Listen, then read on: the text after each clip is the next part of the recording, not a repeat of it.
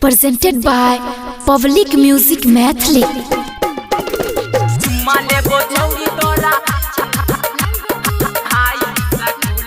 Singing by Amrinder Akela.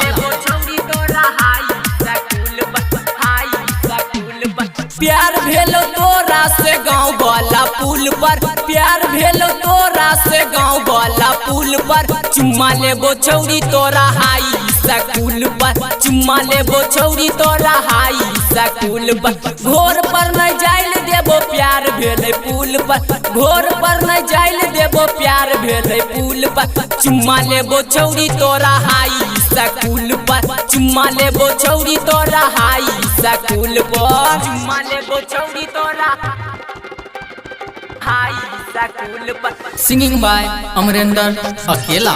चुम्मा लेबो छौरी तोरा हाई स्कूल पर, हाई स्कूल पर।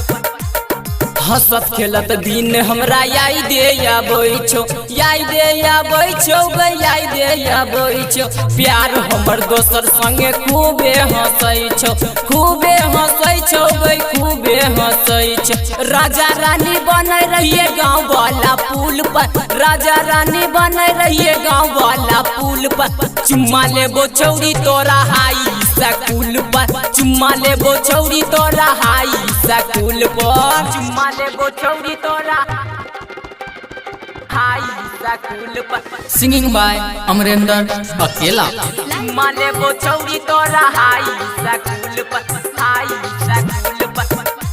लोभ करे रही जाने चुम्मा दोहीन, चुम्मा दोहीन गई चुम्मा दोहीन, सोचल बात के सपना तू हमरा कहीन, हमरा कहीन गई हमरा कहीन, गायक अमरेंद्र से प्यार भेलो पुल पर, राइटर यजेंद्र से प्यार भेलो पुल पर, चुम्मा लेबो छौरी तोरा हाई स्कूल पर, चुम्मा लेबो छौरी तोरा हाई स्कूल पर, प्यार भेलो तोरा से गाँव वाला पुल पर, प्यार भेलो तोरा से गाँव वाला पुल पर, चुम्मा लेबो छौरी तोरा हाई स्कूल पर, चुम्मा लेबो छौरी तोरा हाई स्कूल पर, घोर पर न जाइल देबो प्यार भेले पुल पर, घोर पर न जाइल देबो प्यार भेले पुल पर, चुम्मा लेबो छौरी तोरा हाई स्कूल पर, चुम्मा लेबो छौरी तोरा हाई स्कूल पर। Recording studio public music Dudhpura बाजार।